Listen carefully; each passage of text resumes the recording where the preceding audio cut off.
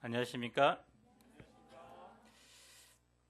말라기서 2장 5절을 다 함께 읽겠습니다. 시작. 레이야 세운 나의 언약은 생명과 평강의 언약이라. 내가 이것을 그에게 준 것은 그로 경외하게 하려 함이라. 그가 나를 경외하고 내 이름을 두려워하였으며. 오늘 본문은 크게 두 부분으로 나뉩니다. 1장 9절은 2장 1절로 9절은 1장 6절부터 시작된 제사장들에게 주는 명령입니다. 2장 10절로 16절은 유다 백성에게 주는 말씀입니다. 공통점은 둘 다 언약을 깨뜨리고 지키지 않았다는 것입니다. 언약을 깨뜨린 제사장들에게는 얼굴에 똥을 바르고 멸시와 천대를 받게 할 것이라고 말씀하십니다. 또 유다 백성은 야곱의 장막에서 끊어질 것이라고 경고합니다. 하나님께서 왜 이렇게 무서운 경고를 하는 것일까요? 경고의 목적은 그들을 심판하는 데 있기보다는 그들이 회개하고 하나님과 맺은 언약을 지킴으로 복을 누리는 데 있습니다. 예수님의 피로 새 언약의 백성된 우리는 과연 어떤 삶을 살아야 할까요? 제1부 레위 언약을 깨뜨린 제사장들 1절로 9절입니다. 1, 2절을 보십시오. 제사장들은 이스라엘에서 가장 영광스럽고 아름다운 직분을 맡은 사람들입니다. 하나님과 백성 사이를 중보하며 이스라엘을 하나님께로 인도하는 직분이기에 그들이 입는 의복도 화려하고 아름다웠고 그 직분도 영광스러웠습니다. 하지만 하나님은 그들과 또 그들에게 내린 복을 저주하겠다고 하십니다. 이미 저주했다고 하십니다. 구체적으로 그의 자손을 꾸짖을 것이라고 하시는데요. 자손은 원어로 제라인데 이는 종자 또는 씨를 의미합니다. 그래서 자손을 꾸짖는다는 것은 농사가 잘 되지 않아 흉년이 들게 하므로 백성의 11조로 생활하는 그들의 삶에 타격을 입힌다는 뜻입니다. 또한 제라를 드로아로 모음 변화를 시켜서 읽으면 팔이라는 뜻입니다. 그래서 헬라어 번역 성경인 72역은 여기 자손을 팔로 번역을 했고 현대어 성경은 내가 너희의 팔을 자르고로 번역합니다. 사무엘상 3장 31절에 보면 사무엘이 엘리 제사장에게 하나님의 저주를 이야기할 때 이런 말을 합니다. 보라, 내가 내 팔과 내 조상의 집 팔을 끊어 내 집에 노인이 하나도 없게 하는 날이 이를지라. 실제적으로 솔로몬 시대에 아비아달이 반역에 동참함으로 아비아달, 즉 엘리 제사장 계통의 자손들은 제사장의 직분을 행하지 못하게 됩니다. 그래서 본문에서는 이 팔을 끊어라는 말은 결국 더 이상 제사장의 직무를 수행하지 못하게 하신다는 뜻입니다. 제사장의 직분이 자손에게 대대로 계승되는데 하나님은 그들의 후손들이 하나님의 복을 받지 못하도록 축복의 물줄기를 끊어버리는 것입니다. 더 나아가 하나님은 제사장의 얼굴에 똥을 바르겠다고 하십니다. 얼굴은 그 사람의 영광을 상징합니다. 사람들이 얼마나 얼굴에 신경을 많이 씁니까? 각종 비싼 화장품도 바르고 또 마사지도 합니다. 모세가 40일 동안 시내산에서 하나님을 만나고 십계명 두 돌판을 가지고 내려왔을 때 그 얼굴에서는 광채가 나서 백성들이 도저히 쳐다볼 수 없어서 수건을 덮을 정도였습니다. 제사장들도 거룩하신 하나님을 섬길 때 얼굴에서 빛이 나고 광채가 났습니다. 그런데 하나님은 그들의 얼굴에 똥칠을 해서 그들을 수치스럽게 하십니다.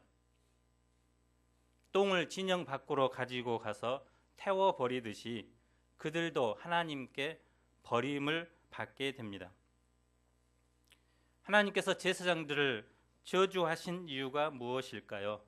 2절 상반절을 함께 읽어보겠습니다. 시작.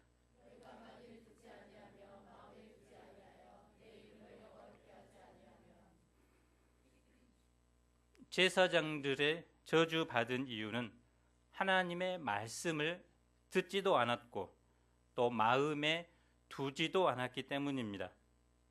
더군다나 하나님의 이름을 존귀하게 하지 않았습니다. 제사장들은 하나님을 섬기도록 구별된 사람들로 백성들을 가르치기에 앞서 먼저 자신이 하나님 앞에 나아가 하나님의 말씀을 들어야 하고 또 그 말씀을 마음판에 깊이 새기고 순종해야 합니다.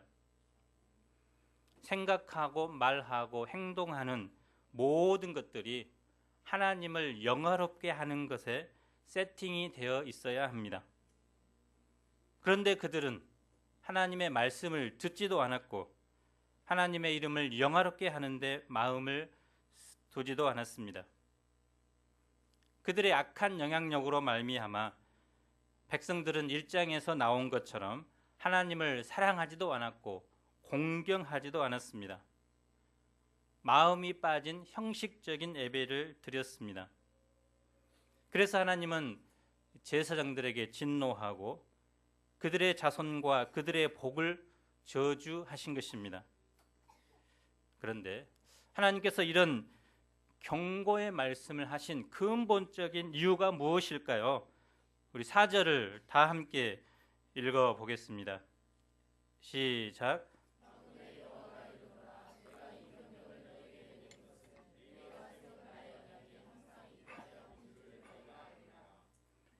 레위와 세운 나의 언약이 항상 있게 함인 줄을 내가 알리라.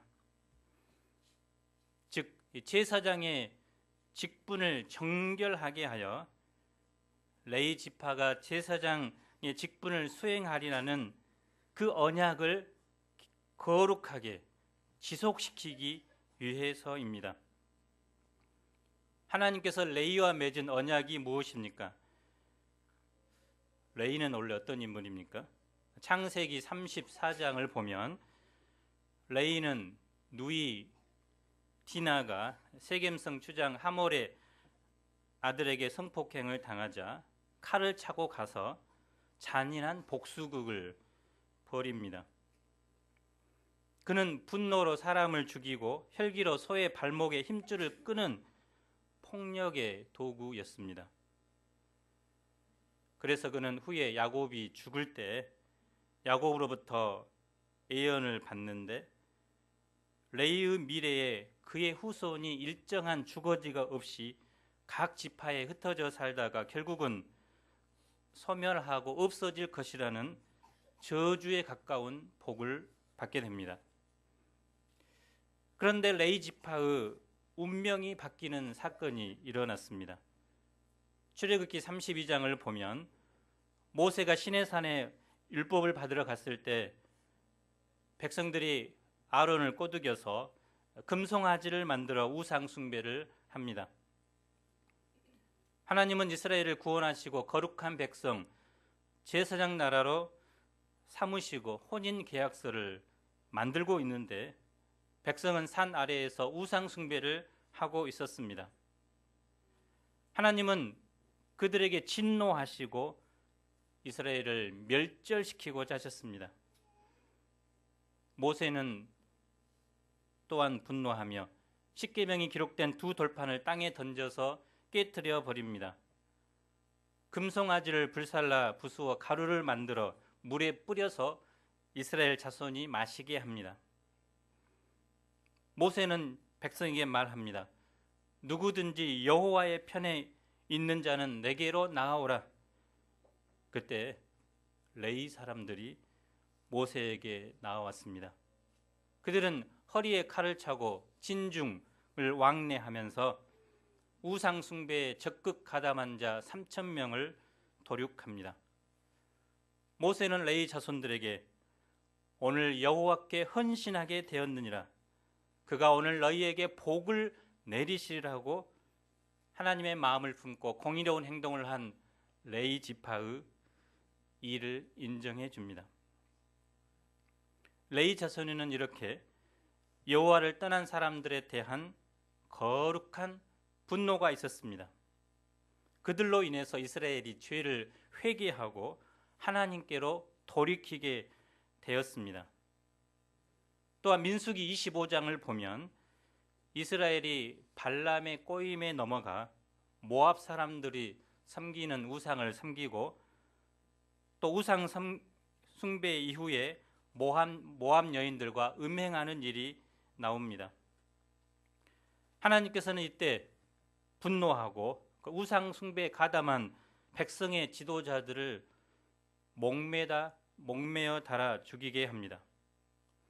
또한 전염병을 보내어 24,000명을 죽게 하셨습니다. 그런데 이런 엄중한 순간에도 회개하지 않고 한 청년이 보란듯이 위대한 여인을 데리고 자기 장막 안으로 들어갑니다. 그때 제사장 아론의 손자 엘르아살의 아들 비느하스가 분연히 일어나서 창을 들고 쫓아가서 그들의 배를 꿰뚫어서 죽입니다. 그때야 하나님의 진노의 불길이 멈추고 전염병이 그쳤습니다. 그리고 하나님은 비느하스에게 이런 약속을 합니다. 민수기 25장 11절로 13절 함께 읽어보겠습니다. 시작.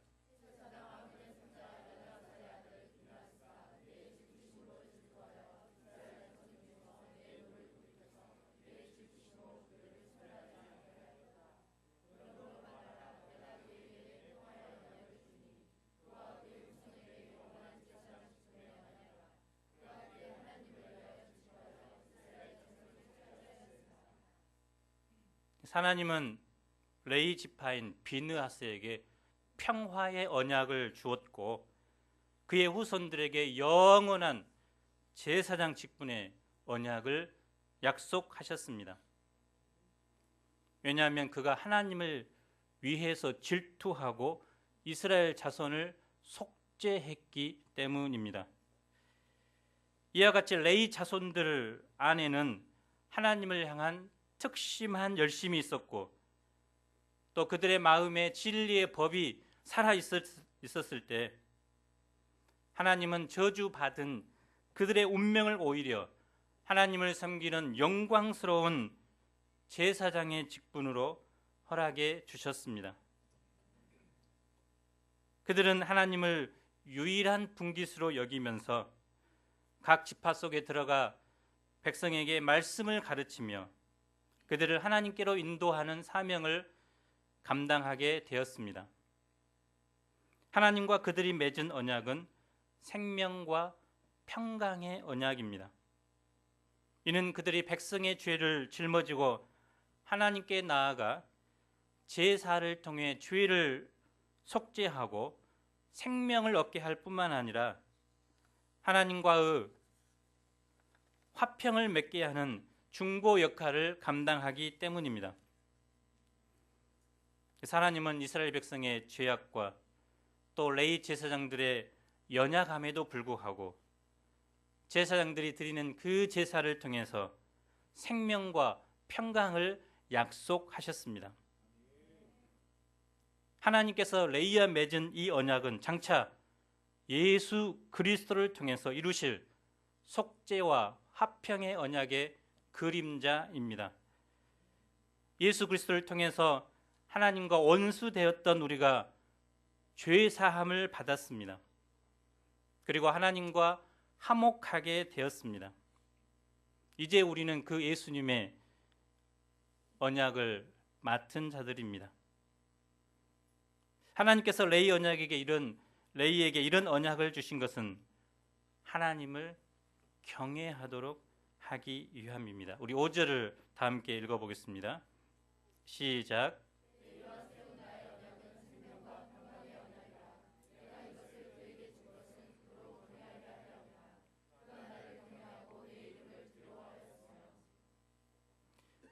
그러면 이 초기 레위 제사장들의 삶은 어떠했을까요?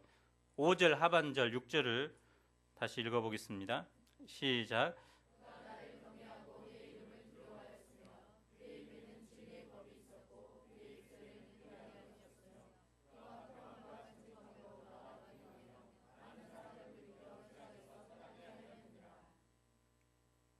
초기 제사장들은 하나님을 경외하고 하나님의 이름을 두려워했습니다. 아들이 아버지를 공경하는 것처럼, 종이 주인을 두려워하는 것처럼 그들은 하나님을 공경했습니다.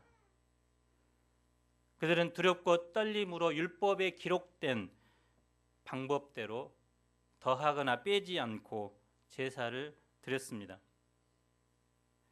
그들은 성경을 읽을 때면 여호와라는 말만 나와도 무릎을 꿇고 엎드릴 정도로 하나님을 경외했습니다. 그들의 입에는 항상 진리의 말씀이 있었고 그 입술에는 거짓이 없었습니다.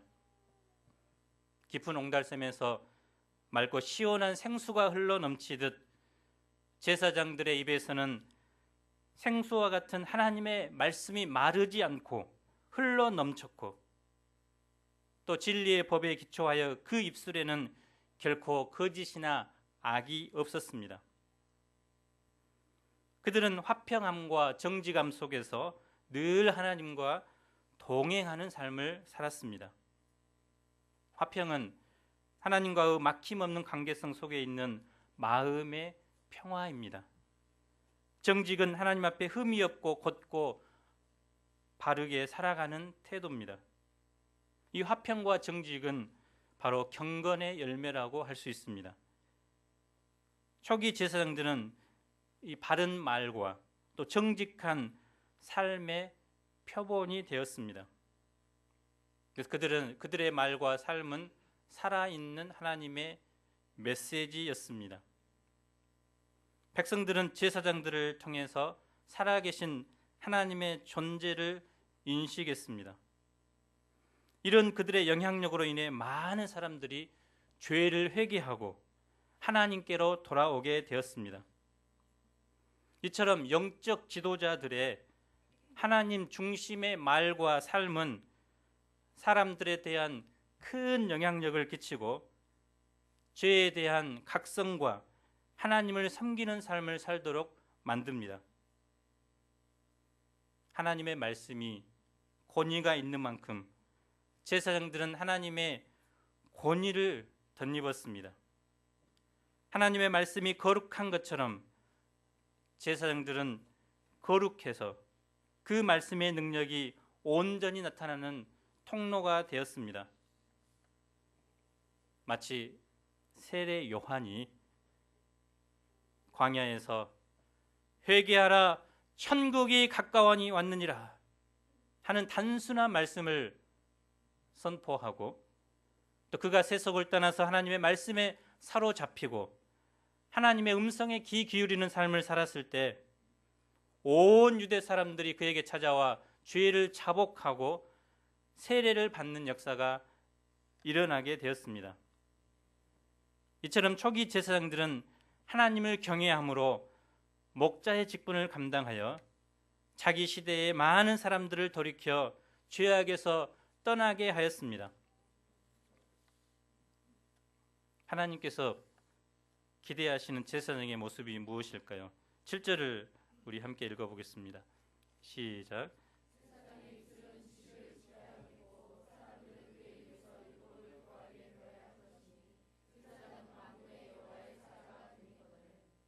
제사장의 입술은 지식을 간직해야 합니다. 스스로가 지식의 말씀을 지키고 순종해야 합니다. 제사장의 입술은 항상 사람의 영혼을 살리는 말씀의 지식, 진리의 지식, 하나님을 아는 지식을 가지고 있어야 합니다. 왜 이렇게 해야 할까요? 사람들이 그 입에서 하나님의 말씀을 찾기 때문입니다. 제사장의 입술은 하나님의 말씀이 흘러나오는 말씀의 시온이 되어야 합니다. 제사장은 만군의 여호와의 사자, 더 메신저입니다. 하나님께서 보내신 특사의 입술에는 늘 하나님의 진리의 말씀이 있어야 합니다. 제사장이 입을 열었을 때 허탄한 세속적인 말, 거짓말, 오만과 불평의 말, 비방과 상처 주는 말들이 쏟아져 나오면 안 됩니다. 이렇게 되면 하나님의 말씀을 듣고자 기대했던 사람들이 실망하게 됩니다. 예수님은 천국의 제자된 서기관에 대해 이렇게 말씀하셨습니다. 마태복음 13장 52절을 함께 읽어보겠습니다. 시작.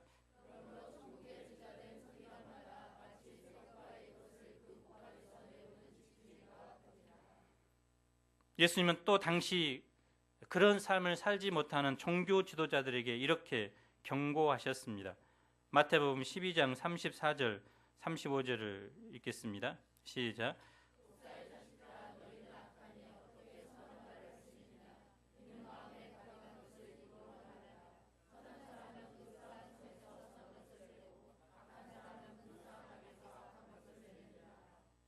그래서 어느 시대나 하나님과 생명과 평강의 언약을 맺은 제사장들이 그 언약을 기억하고 지키느냐, 그렇지 않느냐에 따라 백성의 신앙이 좌우됩니다. 제사장들이 하나님과의 언약을 지키며 마음이 그 하나님을 향해 있고 입에 진리의 말씀이 살아있으면 백성들도 마음을 다해서 열정적으로 하나님을 섬기게 됩니다.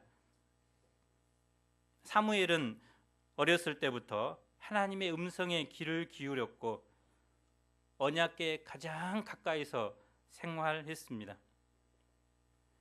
그의 입에는 항상 하나님의 말씀이 있었기 때문에 영적으로 둔한 선배 제사장인 엘리에게도 또한 하나님의 영이 떠나버린 사울 왕에게도 가감없이 하나님의 말씀을 전했습니다. 해마다 베델과 길갈과 미스바로 순례하며 백성에게 부지런히 말씀을 가르쳤습니다. 그때 사무엘이 살아있는 동안에는 이스라엘에 평화가 있었고 백성들이 여호와를 사모했습니다. 또한 학사 겸 제사장 에스라는 이스라엘 백성이 포로에서 돌아왔을 때 다시는 과거와 같은 수치와 치욕을 되풀이하지 않도록 열심을 다해 말씀을 가르쳤습니다. 그는 여호와의 율법을 연구하며 준행하며 가르치기로 결심하고 백성을 수문 앞 광장에 모아놓고 날마다 6시부터 12시까지 6시간씩 한 달 내내 말씀을 가르쳤습니다.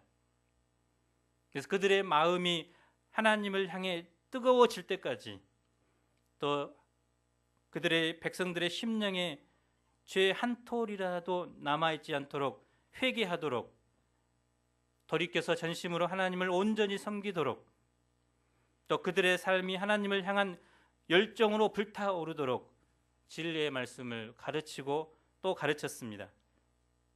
이렇게 이스라엘 역사에서 레위 제사장들 안에 하나님과의 언약이 살아있고 그들 안에 하나님의 진리의 말씀과 그 입술에 불의함이 없을 때 그들은 하나님 앞에서 진리의 파수꾼 역할을 감당할 수 있었습니다. 그들은 하나님과 백성들 사이에서 진리의 등대였습니다. 그들로 인해 백성들이 하나님의 이름을 두려워하며 하나님을 경외했습니다. 마찬가지로 오늘날 우리도 왕 같은 제사장들입니다. 왕 같은 제사장들인 우리가 하나님의 말씀을 분명하게 전해야 합니다. 위정자들, 또 문화를 주도하는 사람들, 또 캠퍼스의 그런 높으신 분들 뿐만 아니라 일반 사람들에게 하나님의 말씀을 가르쳐야 합니다. 이번 주 개성공단이 전면 중단되고 또 사드 배치 등 복잡한 또 불안한 정세의 연속입니다. 이때 우리가 어떻게 해야 되겠습니까? 기독교인들은 어떻게 반응해야 할까요?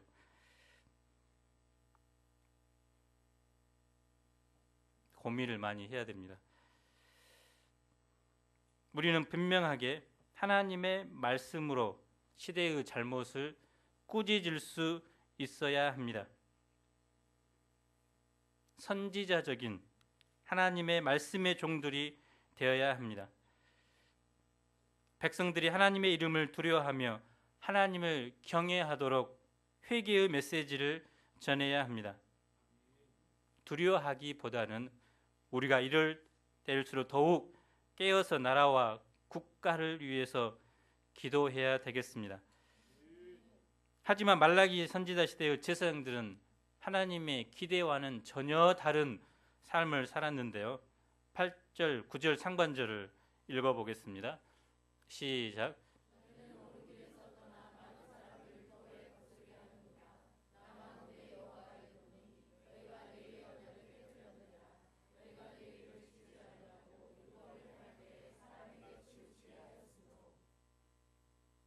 당시 제사장들은 앞장을 서서 옳은 길, 진리의 길을 떠났습니다. 즉 하나님의 말씀이 가르치는 대로 살지 않은 것입니다. 하나님만 의식하며 좌로나 우로나 치우치지 말아야 하는데 사람들 눈치 보고 또 사람들이 듣기 좋아하는 말씀만 가르쳤습니다. 제사장들이 이렇게 하나님의 말씀을 우습게 여기고 또 그들의 삶이 부패했을 때 백성들에게도 악영향을 끼쳐서 많은 사람을 넘어지게 했습니다. 결과적으로 그들은 레위의 언약을 깨뜨렸습니다. 목숨 걸고 언약을 지켜야 할 자들이 언약을 파괴한 것입니다. 사실 우리는 레위 사람들과 같이 자격이 없고 부족한 사람들입니다. 그럼에도 불구하고 하나님은 우리를 이 시대 왕 같은 제사장들로 세우시고 우리와도 생명과 평강의 언약을 맺어 주셨습니다. 우리는 이 시대의 죄와 더불어 싸우고 하나님의 진리의 말씀을 지키고 또 예수 그리스도의 십자가를 통한 사죄의 은혜를 전해서 시대를 향해 생명과 평강을 흘려 보내야 합니다. 우리가 하나님을 경외하며 진리의 법을 간직하며 화평과 정직으로 하나님과 동행할 때 많은 사람들이 죄악에서 돌이켜 하나님께로 돌아와 생명과 평강을 누리게 될 것입니다. 제2부 결혼 언약을 깨뜨린 유다 백성 10절로 16절입니다. 제사장들이 레위 언약을 깨뜨렸을 때 백성 가운데서는 어떤 일이 일어났을까요? 10절을 함께 읽어보겠습니다. 시작.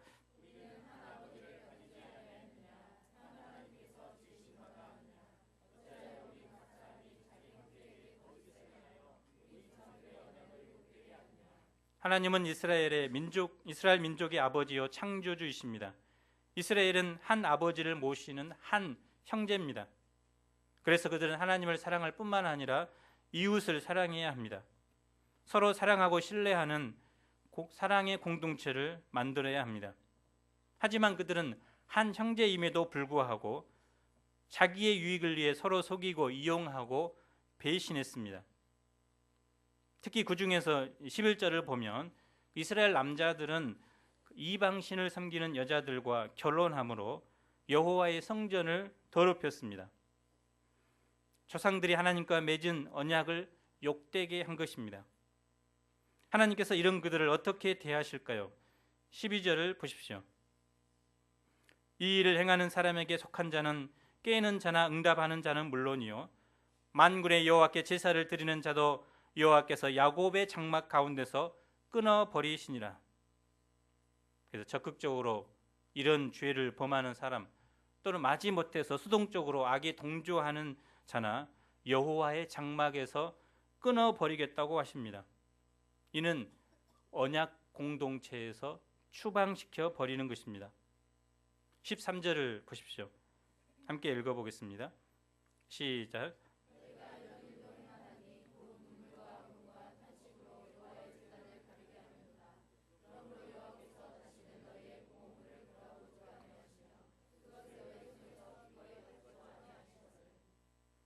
당시 이스라엘 남자들은 이방 여자들이 가진 재산과 미모에 눈이 멀어서 조광지처를 버리고 배신했습니다.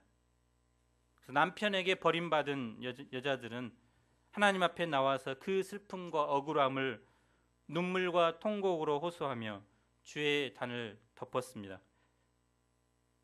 하나님은 이런 모습을 보면서 다시는 그들의 봉헌물을 돌아보지도 않고 받지도 않겠다고 말씀하십니다. 그럼에도 불구하고 이스라엘 남자들은 뻔뻔한 얼굴을 하면서 어찌 됨입니까? 도대체 왜 내가 드린 헌물을 받지 않으십니까? 하며 하나님께 대들었습니다. 이에 하나님은 말씀하십니다. 14절을 형제들이 결혼한 형제들이 한번 읽어보겠습니다. 시작.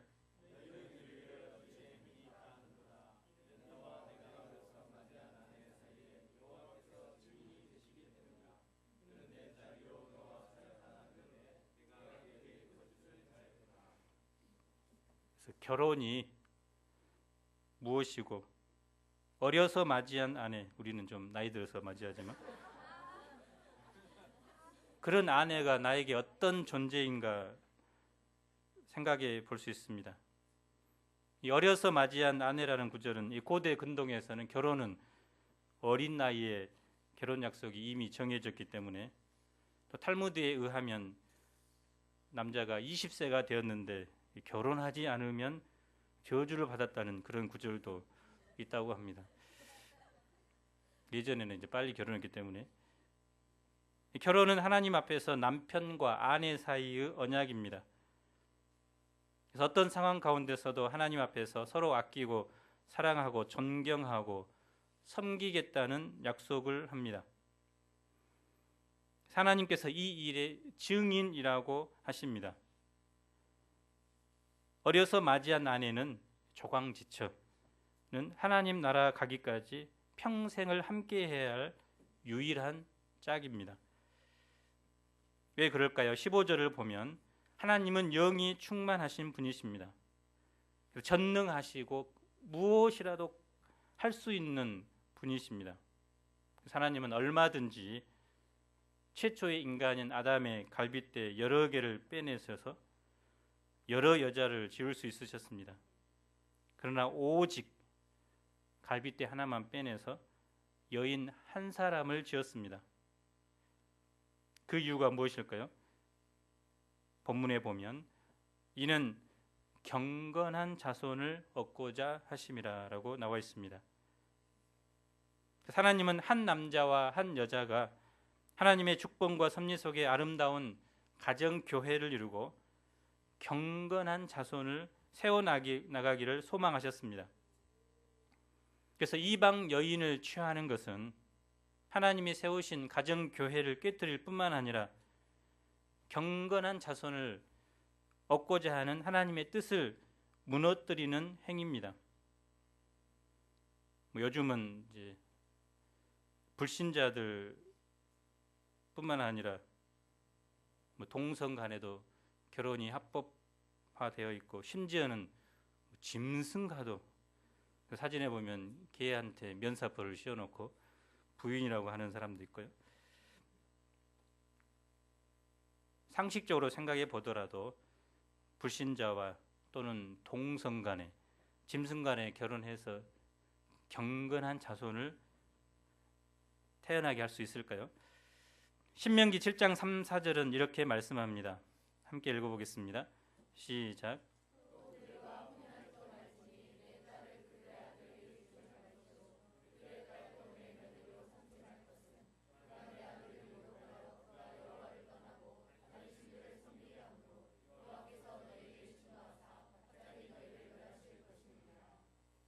그래서 이런 원리는 오늘날도 그대로 적용됩니다.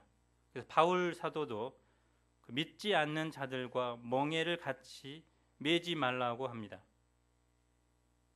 우리가 믿음의 결혼을 할 때 믿음이 없는 배우자를 선택을 해서 그 사람을 이제 믿음의 사람으로 변화시키고자 하는데, 사실은 이것은 너무나 어려운 일이고 또 큰 대가를 톡톡히 지불해야 합니다. 특히 본문 말씀에 의거하면 이는 경건한 자손을 얻고자 하심이라는 하나님의 결혼의 목적을 이루어 드릴 수 없는 것입니다. 그래서 우리는 하나님이 가정을 세우신 목적이 무엇인가, 또 가정의 존재 의미가 무엇인가 본문 말씀을 통해서 생각해 보아야 합니다. 그래서 젊은 두 남녀가 만나서 썸을 타고 또 결혼해서 즐기며 살도록 만든 제도가 아닙니다. 그래서 하나님은 결혼을 통해서 분명하게 하나님을 경외하는 아들, 딸들이 태어나고 또 이 세상에 믿음의 후손들이 번성되기를 원하셨습니다. 그래서 경건한 가정에서 경건한 자손들이 일어날 때 경건한 사회, 경건한 국가를 이룰 수 있습니다. 우리가 가정에서 자녀를 경건한 하나님의 자녀로 키우기 위해서는 먼저 이 남편과 아내가 하나님을 경외하고 사랑하며 또 서로를 사랑해야 합니다. 자녀에게 성경을 가르치고 하나님의 말씀을 경외하며 사랑하도록 본을 보여야 합니다.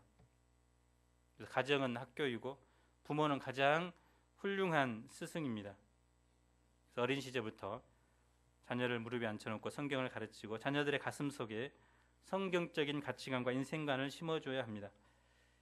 미국 개척기 시대의 청교도들의 꿈과 소망은 철저히 성경 중심의 사회 구석구석에서 하나님께서 왕노릇하시는 모범적인 사회, 언덕 위에 집을 건설하는 데 있었습니다. 그러한 사회를 건설하는 길을 청교도들은 철저히 성경 중심의 가정, 하나님께서 왕노릇하시는 가정을 세우는 데 있다고 믿었습니다. 그래서 그들은 가정에서 경건한 자녀 교육에 마음과 정성을 다했습니다. 그들은 자기들의 자녀를 세상에서 좋은 대학에 들어가는 것보다도 거듭난 자녀로 키우는 데 우선순위를 두고 모든 노력을 기울였습니다. 그 자녀들에게 글을 가르치는 궁극적인 목적도 성경을 읽도록 하는 데 두었습니다. 그래서 존 카튼이라는 사람은 자녀들에게 글을 가르치라 하고 하지 않고 성경을 읽도록 글을 가르치라고 했습니다. 또한 이런 말을 했습니다. 여러분이 글을 읽을 수 없습니까? 그러면 글을 배우십시오. 글을 읽을 수 있습니까? 그러면 성경을 읽지 않고 하루가 지나가게 하지 마십시오. 우리 제베프 형제 자매들이 지저스 수양회를 다녀온 후에 결단한 것이 뭐죠? MBMB, No Bible, No Breakfast. 지금까지 지금 실천하면 많죠.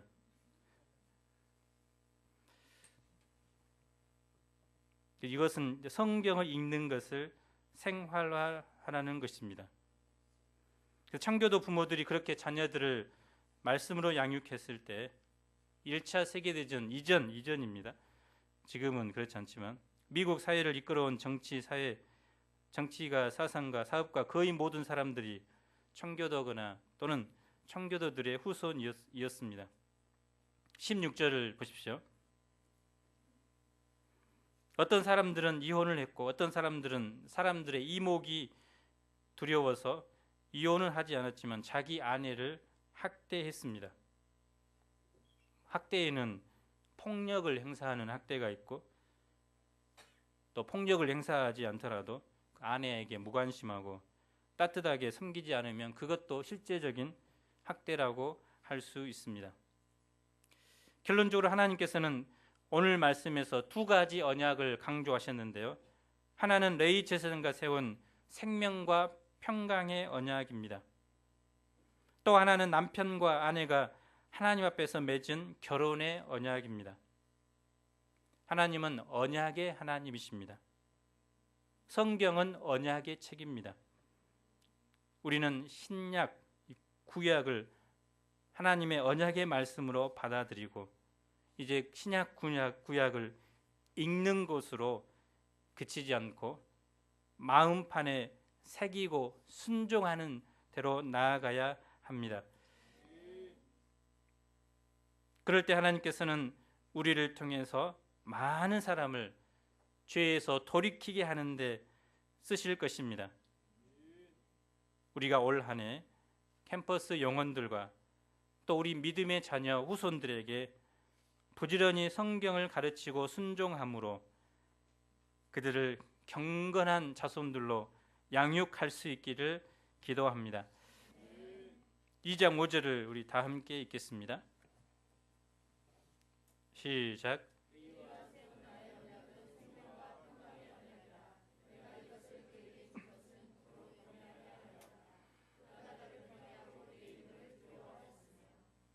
하나님 아버지, 언약 백성인 우리가